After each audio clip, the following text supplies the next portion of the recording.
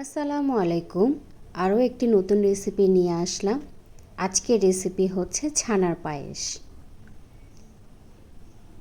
ছানার পায়েসের জন্য আমি এখানে 1 লিটার পরিমাণ দুধ জাল করে নিয়েছি।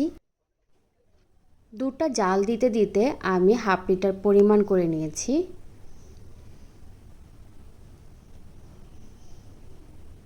দুধটা একটু ঘন হয়ে আসলে এর মধ্যে আমি 1 চিমটি পরিমাণ জাফরান দিচ্ছি।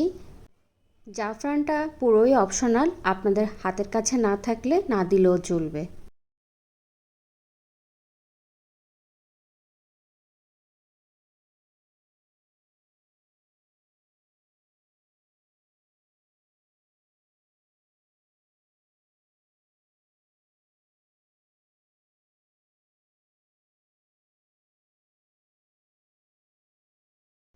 কনডেন্স মিল্ক দিচ্ছি হাফ কাপ পরিমাণ।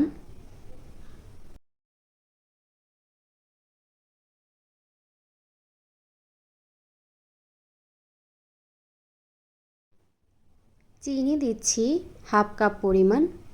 কনডেন্স মিল্ক যদি না দিতে চান 1.25 কাপের মতন চিনিটা অ্যাড করে নেবেন।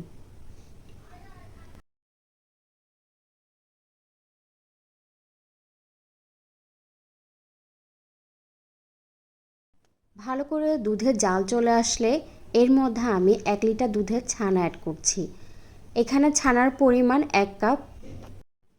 এই ছানার রেসিপিটি আমার চ্যানেলে দেওয়া আছে। রসগোল্লা মিষ্টি রেসিপির মধ্যেই ছানাটা দেখানো হয়েছে, আপনারা একটু দেখে নিতে পারেন।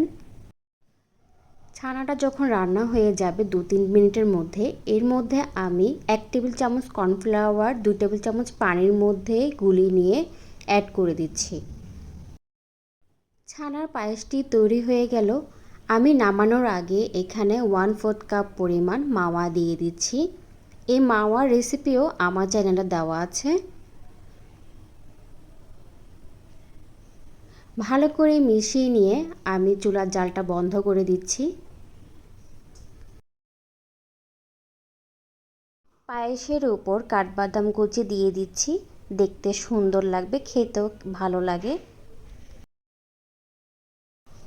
ঠান্ডা হলে এটা খেতে অসম্ভব মজার। সবাই এই রেসিপিটি একবার হলেও ট্রাই করবেন আর আমাকে জানাবেন আপনাদের কেমন লেগেছে। আমার রেসিপিটি যদি ভালো লেগে থাকে লাইক কমেন্ট শেয়ার করতে অবশ্যই ভুলবেন না।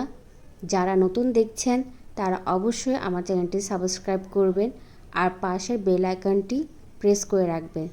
যখনই আমি রেসিপি দিব তখনই আপনাদের কাছে নোটিফিকেশন চলে যাবে। আল্লাহ হাফেজ।